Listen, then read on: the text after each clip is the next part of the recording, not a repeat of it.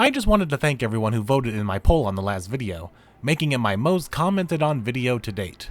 It's nice actually seeing the people who watch my content rather than just being a number on the view count, so thank you for that.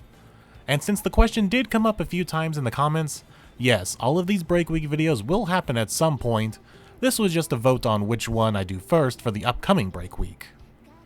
Now, onto the votes. Coming in third place with a total of 17 votes is Project Brick Wall. What is Project Brick Wall? This video would be researching into the idea of whether Rentaro's family would legally be considered a cult. I've made a couple jokes about Rentaro's family being a cult in a few videos now, and it got my mind thinking that if Rentaro and the family existed, would they be legally classified as a cult? So, the video would explore that. And how did I come up with the name Project Brick Wall? Well, when talking about cults, you have that famous line, "Don't drink the Kool-Aid." And what does the Kool-Aid man do? He busts through walls. See? I told you my logic was twisted. Coming in second place with 25 votes is Project Stray Cat. Interestingly, Stray Cat had an early lead, especially in the votes from the comments section of the video. So what is Project Stray Cat? This would involve you all submitting and sharing all of your favorite fan-created girlfriends from across the internet, and ones I find myself from places such as the 100 Fenoho subreddit. Then I would judge and rank and declare my favorites. How did it get the name Project Stray Cat? Well, I imagined all the fan-created girlfriends strutting down a catwalk like a fashion show. I originally called it Project Catwalk, but thought that might have been too obvious. So I thought, what else struts? And well, the old rock song Stray Cat Strut started playing in my head from all my years of playing Guitar Hero. So I called that Project Stray Cat. Stray Cat Strut, I'm a lazy cat. And your winner, by a landslide with 46 points, is Project Rocky Cliff. You guys really like it when I bring the wildest and most outlandish theories, huh? You guys like listening to me babble like a madman about a gag manga about a high schooler with 100 girlfriends. Well, that continues as this is your clear winner. The most interesting thing about these results is that it was an absolute blowout in the straw poll. While it was kind of even between Stray Cat and Rocky Cliff in the comments section of the video, the people who wanted Rocky Cliff really showed up in the straw poll. Just look at that margin. So what is Project Rocky Cliff? I'll let the thumbnail do the talking. I told you I was crazy. So yes, my wild out-of-pocket theory that I'm going to explore in the next Break Week video is my brain rot of thinking that Rentaro is a child of a broken home. Don't believe me? Tune in 2 weeks from now. And how did this get named Project Rocky Cliff? Well, it comes from this art image that has been memed to death across the internet. And see where they are? A set of rocky cliffs. Though, looking at this art again, perhaps I should have called it Project Canyon. Anyway, thanks for all who voted. And like I said, all of these will happen at some point. Plus, I do have other ideas sitting around on a notepad. These are just 3 that I like the most. So hopefully you join me on my wildest theory yet during the next Break Week. But in the meantime, I'm Moonlight150, and this is my review of the latest 100 Girlfriends chapter, chapter 185. Ira and Mei are the same age. As always, I won't be going over everything, as I encourage you to go read the chapter yourself by supporting the translation team that brings us these chapters every week, as well as the official releases as they come out. Now, on to the relaxing review. The chapter opens up back to the status quo on the school rooftop, where everyone is having lunch once again, where Mei brings up something that has been on her mind, how Ira still uses the San honorific with her, even though they are the same age, with Mei saying Ira hasn't had her birthday yet. Wait. Hold up. You're just gonna casually mention timeline-related stuff just as I posted my Ultimate Counting Days Theory video? Okay, let's investigate this real quick. Mei mentioned Ira hasn't had her birthday yet, but insinuates that she has had hers. Mei's birthday is May 10th, and Ira's birthday is August 3rd. That means it's still spring. I give up, Nakamura. I counted over 200 days at minimum in my video, and you're saying we haven't even passed August 3rd. Okay, moving on from that headache. Ira talks about how she sees Mei as a working adult who has it all figured out even though she's a year older. So, in trying to change up their dynamic, Ira drops the San honorific from Mei and asks that Mei drop the Sama. But due to Mei's dedication as a maid, she finds it hard to not be so formal. Ira then suggests adding the Chan honorific. Aira then talks about how she admires Mei's dedication to Hahari without any kind of doubt or hesitation, whereas Aira herself seems more reluctant on what to do with her life. She originally was fully planned on taking over her father's dojo, but during high school her dad suggested she go to college and learn more about the world. Also, I need to talk about Aira with her hair down. She needs to wear her hair like this more often. It looks awesome. She admits she couldn't talk back to her father about her want to just take over the dojo, and instead enrolled in the college like he said, but she worries about the financial strain the tuition is costing her parents, and she worries that in the 3 years that she graduates college, she still doesn't know what she will do. Will she just take over the dojo and make the time at college a waste of money, or will she find something else? This uncertainty is what is causing her distress. Mei wishes to help ease Aira's mind and suggests the two of them hang out, and the two of them agree to go to a local spa. They spend the day relaxing and going through different spa treatments like cold baths, hot baths, and even a sauna room. I also love this tidbit on them on the massage chairs, but Mei is unable to read the book she is holding because of the shaking, and not because she normally keeps her eyes closed because, and I quote, Mei can normally read with her eyes closed by sensing the feel each letter projects. Impressive. Daredevil can learn a thing or two from her. Also, we're back with another installment of Zune Scan's Word of the Week. Previously, we had gauche and Lilliputian. This time we have ensconced, which is an adjective to describe something as settled securely or snugly. Mei felt ensconced by the aroma mist sauna because it smelled like Hahari, so it felt like she was ensconced by Hahari's presence. Be sure to add it to your vocabulary today. And this has been another installment of Zune Scan's Word of the Week. Mei then suggests the serious sauna and cold bath. You would think that after her last encounter with the Sirius Corporation with Iko, she would have learned.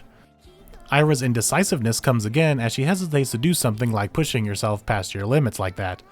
So she hesitates before committing to the idea, because, well, you can't take out risk with a kick. Touche, Aira, touche. Mei then steps in, showing that her hesitation shows that it's not always a bad thing, that her hesitation shows that she takes her options seriously and thinks things through. And she even says herself that she never thinks so deeply about choices, she just does without thinking. Aira responds with being decisive without being gripped by fear is the better quality, that wavering and choose not to do anything are not the same thing, that she is always putting stuff off because she can't make a choice, that she doesn't have the courage to make choices. Mei then comes back with saying that even though Aira is someone who wavers, she is still making decisions despite that, and in doing so, that takes even more courage. That there is no meaning in hesitating, it means you're thinking things through. Quick detour from this character development, but Mei has a flashback to what Hahari told her when she found her, saying that a life has no value or meaning is nonsense, that I will never accept. And this is the first time a volume extra story has been referenced in a main chapter, I believe. For those unaware and don't read the volume extras, Mei's backstory is how she was abandoned by her parents due to their debt and running away, leaving Mei behind to starve in the snow, where Hahari found her and nursed her back to health. One of the grimmer parts of this series that was cut by the editors and placed in a volume extra instead. After hearing this proclamation from Mei, Aira begins to think about all the time she has wasted by wavering in doubt. That if she gave thought to her future instead of just accepting the one that she's been given, that maybe she might have swayed into something else, which in turn means she wasn't fully committed to capoeira. Now realizing that is what her parents understood about her before she even realized it. They knew she wavered and encouraged her to seek out other options in life, to not fear her hesitation. Also, on another detour, we got our first full set of parents in quite a long time in this manga. We have seen Aira's dad before in her introduction, but now we have her mom too. This segues into something I've been wanting to bring up for a while, and this is as good a time as any. A Korean fan made this family tree and it's quite interesting to go over. Everything is in Korean, but we don't need to be able to read the text. Most of this is what you expect, a lot of the girlfriends with parents that we have never seen, including Rentero's himself. But when we do get a parents, it's usually only one, and even less so, we almost never see them in present day. A majority of these are from volume extra flashbacks. Let's go over some of the more interesting entries here though. Starting on the far left, we see Matsuri and her grandparents from her father's side. Going up a little, we see Ms. Natty's parents and how she is cut off from them. Above Momiji and her mom, we see quite a bit of Kishka's family, as we know she is the oldest of 5 kids. We have seen Rin's, Momoha's, Uto's, Akko's, and Meimei's parents, but only in flashbacks to when they were little kids. I find it funny here in the corner with Iku. We know she has an older brother that we saw in a volume extra, and this little sliver of her mom back from the solo date chapter.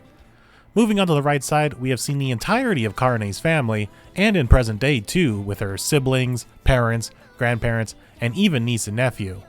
Yes, if you haven't really thought about it, Karane is an aunt. She's Auntie Karane. Moving up the line, we see Hahari and Hakari with Hakari's father. We see Mei here, who is also cut off from her parents. We see Mai here with no seen parents, but we have seen her grandmother. Shizuka's mom is one of the very few also that we have seen in the present day, but still no dad. And lastly, we have to talk about the Yakuzins here. This is actually an error. This family tree shows Yaku having a daughter, which is Kasuri's mom, while never outright said which is Yaku's child. Based on the fact that Yaku and Kasuri share the family name of Yakuzin, means that Yaku's child must be Kasuri's father, based on how family names are traditionally passed down. If Yaku and Kasuri had different last names, then this would be possible. A slight error, but an easy one to make. Which brings me to the last entries here, Rentaro himself. I originally thought that maybe the creator of this image was taking a shot in the dark in the relationship between Rentaro and his parents, and Chiyo and her parents. But I think they are right on the money here, with Uncle Hiro and Rentaro's mother being related. Once again, with the passing of family names, if Hiro and Rentaro's dads were related, Chiyo and Rentaro would have the same last name, but Rentaro is an Aijo, and Chiyo is an In. I thought maybe the two moms could be sisters, as it would also work that way too, but then I saw this image. Just look at that face and those eyebrows. Those are genetic. So this tells me Uncle Hiro is definitely related to Rentaro by blood. So the only logical conclusion here is that Rentaro's grandparents up here are the family of In, just like Chiyo, so when Rentaro's mom got married, she became an Aijo. Well, that was fun. Now back to the chapter. Aira thanks Mei for making her see that her wavering isn't a disadvantage, but an advantage in a different way compared to Mei and her dedicated ways. Aira vows to keep at it in college, waver and experience new things until she is certain and makes a choice what she wants to do with her life. And now she wishes to have Mei around for courage when she is scared to try new things and make choices. Aira then suggests celebrating by trying something completely new and try out the serious sauna and cold bath, only for it to be torturous and Mei has PTSD flashbacks back to that serious training camp she did with Iku. Thankfully they get out of it and have a laugh about it in a regular spa, saying they wish to never do that again. And we end the chapter on the promise that Girlfriend 30 is coming, so be prepared. Not a whole lot to say review-wise for this chapter, as you can tell because I went on 2 tangents during it. But as I have said in previous chapter reviews, even only 3 chapters ago, the fact this series takes its time to focus on a character or two and dive deeper into their character is still one of my favorite things about this series. As much as I like seeing this big group do big group activities and we all laugh at the absurdity of it all, especially when we're reminded that they are all technically dating the same guy. Not even technically, they are. Much like the Meru and Shizuka chapter, giving these characters something to do outside of being one of Rentaro's many and growing number of girlfriends is something we should be appreciative of. So many series, not only in manga and anime, but in all forms of media, sometimes the boyfriend or girlfriend to a character is all that character has and no other depth. And with a series like this with so many characters that are girlfriends, it would have been so easy for so many of them to fall into that trap, but the writer refuses to do that. The fact you can show this chapter by itself to someone who has never read the series and doesn't know a thing about it, and they would still enjoy this chapter of 2 friends supporting one another through their insecurities and becoming closer as friends is something to applaud. And also like the Meru and Shizuka chapter, this one comes with a great inspiring message to those of us who stress over decisions, especially life decisions. If you are someone like Aira, hopefully you got some encouragement from Mei as well. And with this chapter behind us, we are now done with volume 21. What an odd volume when you look at it as a complete package. Fairy Tail Despair Girlfriend, a 2-chapter long date with all the girlfriends being flirty, 2 individual chapters focusing on a pair of girls, and a random Sky Island adventure that blueballed us with the idea that summer has finally come to this series. But now we close this volume as we open the next, with next week's introduction to Girlfriend number 30. Then after that, I get to tackle this bad boy.